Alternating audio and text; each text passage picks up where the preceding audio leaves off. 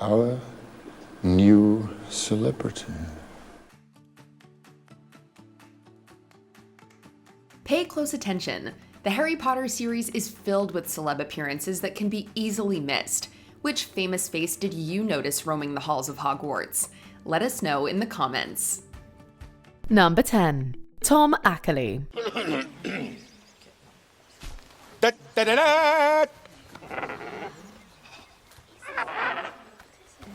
These days, Ackley spends most of his time behind the camera as a successful producer on major films like Promising Young Woman and I, Tonya, the latter of which stars his wife, Margot Robbie. But he got his start in the film industry in front of the camera playing an unnamed Slytherin student in the first 3 Harry Potter movies. Yes, you're not dangerous at all, are you? You great ugly... His most notable appearance comes in Harry Potter and the Prisoner of Azkaban. During Hagrid's Care of Magical Creatures class, Draco Malfoy shoves Ackley out of the way to brazenly approach Buckbeak the Hippogriff and immediately gets injured. Oh, it's killed me! It's killed me! Calm down, it's just a scratch. Number 9. Ben Shepherd. One of the hardest working TV presenters in the UK, Ben Shepherd can be found all over British entertainment. You are the most beautiful man in the world, just like you're chiselled from marble. Do you think so? That's really lovely of you. Have you seen his abs? From Good Morning Britain to Ninja Warrior UK to Men's Health magazine, Shepherd is literally everywhere, so it only makes sense that this staple of English pop culture would show up in the Harry Potter franchise too. Step up, we've got fainting fences, nosebleed nougat, and just in time for school, puking pastels. In Harry Potter and the Half-Blood Prince, Shepherd appears in Fred and George's Weasley's Wizard Wheezes joke shop. As Harry walks past, he's visible for just a moment on the left side of the screen, helping his young children, though you might not immediately recognise him with long hair and a moustache. Yeah, I can barely handle the pressure coming. That's been obvious for a while, Ben. Number 8. Johnny Greenwood. Are you ready for the real music? Come on! The Weird Sisters are the most popular rock band in the wizarding world, so when they make an appearance at the Yule Ball in Harry Potter and the Goblet of Fire, naturally the students go wild. But did you know that the sisters are played by real rock stars? Radiohead's Johnny Greenwood is lead guitarist Curly Duke. His real-life bandmate Phil Selway joins him on the drums. And the vocalist is another of Greenwood's contemporaries, Jarvis Cocker of the English rock band Pulp. Can you dance like a hypocrite? Mama. This might have been Greenwood's first foray into Hollywood, but it wasn't his last. Since then, he's become an incredibly successful film composer, writing scores for major movies like There Will Be Blood and Phantom Thread. This was about kind of resisting that urge as much as I could and to be, like I say, sincere and genuine in the romance of it. Or, not feel ashamed as I feel ashamed talking about it right now. Just, let it out, Number 7. Ian Brown. The Weird Sisters aren't the only real rock stars who show up in the Harry Potter movies.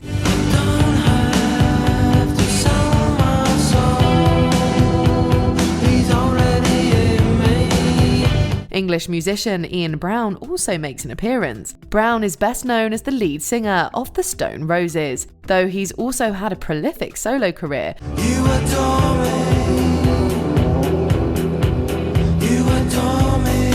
In Harry Potter and the Prisoner of Azkaban, he appears in the Leaky Cauldron as a wizard who magically stirs a drink while reading Stephen Hawking's A Brief History of Time. Since most wizards don't take much interest in Muggle affairs, let alone Muggle science, this choice of reading material makes Brown's character somewhat mysterious. It also makes us wonder, was Stephen Hawking actually a wizard? It came to me one morning in the shower. That's nice. Too bad it's wrong. Number 6. Michelle Fairley. Morning. Tea's ready, darling. Coming, Mum. One of the most heartbreaking cameos in the Harry Potter franchise comes from this Northern Irish star playing Hermione's Muggle mother. Fairley has appeared in dozens of films and TV shows going back to the late 80s, including a major role as Catelyn Stark in Game of Thrones. Have you forgotten me, sir?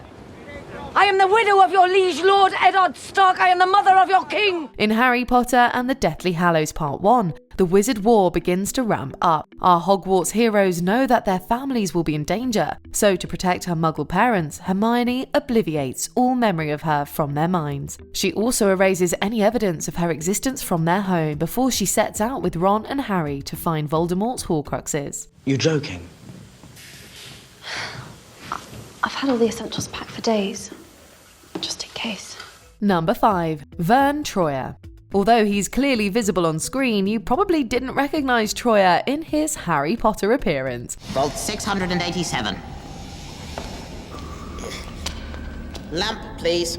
Best known as Mini-Me in the Austin Powers franchise, Troyer has an extremely successful film career that spanned more than 25 years before his tragic death in 2018. In Harry Potter and the Philosopher's Stone, he plays Griphook the Goblin, but his face is completely obscured by heavy makeup and prosthetics. Best not to mention this to anyone, Harry. He has a few lines, though we don't actually hear his voice, since it was dubbed over by English actor Warwick Davis. Davis later replaced Troyer for Griphook's expanded role in the final 2 films of the franchise. Why? There are more than a few curious things in the vaults at Gringotts. Number 4. Julianne Hough. This multi-talented performer first gained national attention on Dancing with the Stars.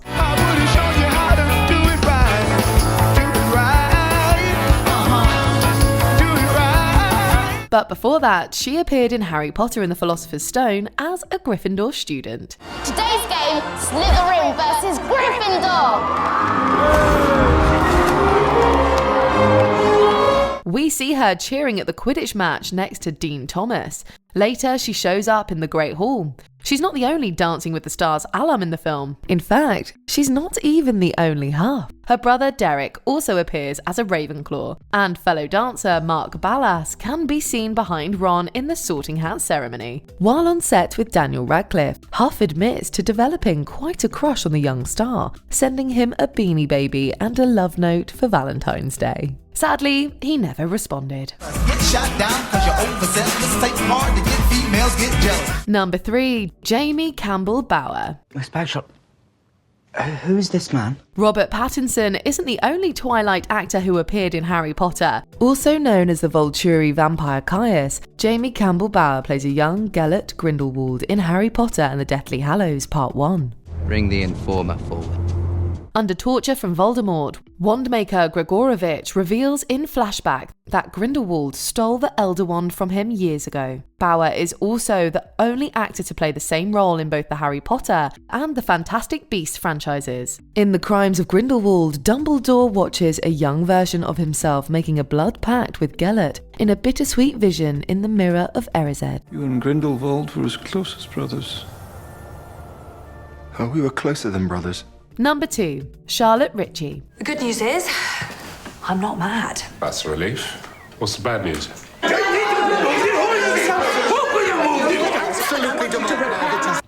They are.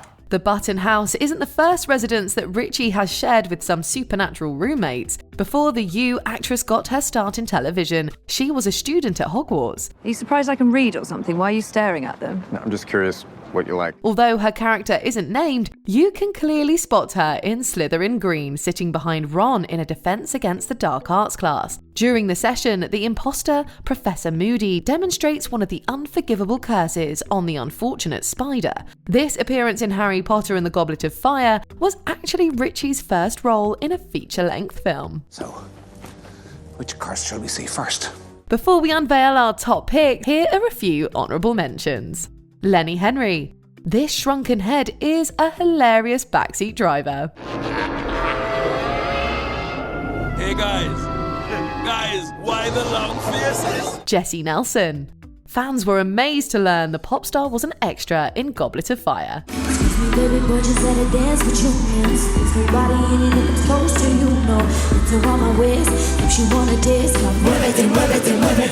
Zoe Sugg.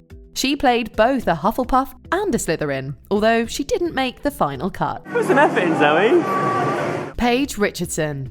From the Room of Requirements to the X Factor in just 5 years.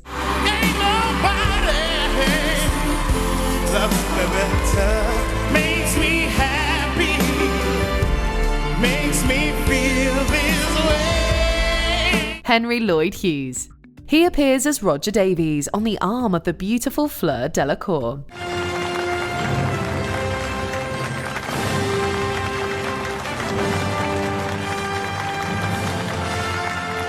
Number 1. Regé-Jean Paige. Before he was a paladin in one fantastical realm, Paige was a wizard in another. He gained national attention and stole our hearts in the role of Duke Simon Bassett. Is there something funny about my name? No. Just perfectly fine. Perfectly fine. Very well, Daphne. Paige appeared in quite a few films and series prior to his Bridgerton breakout. That includes a minor part as a guest at a Bill Weasley and Fleur Delacour's wedding in Harry Potter and the Deathly Hallows Part 1. In this scene, Paige and the other guests react to some sudden disturbing news. They are coming. They are coming. We don't know anything about his character. We don't even know for certain that he's a wizard, but we are sure of one thing. He's definitely magical. Stare into my eyes.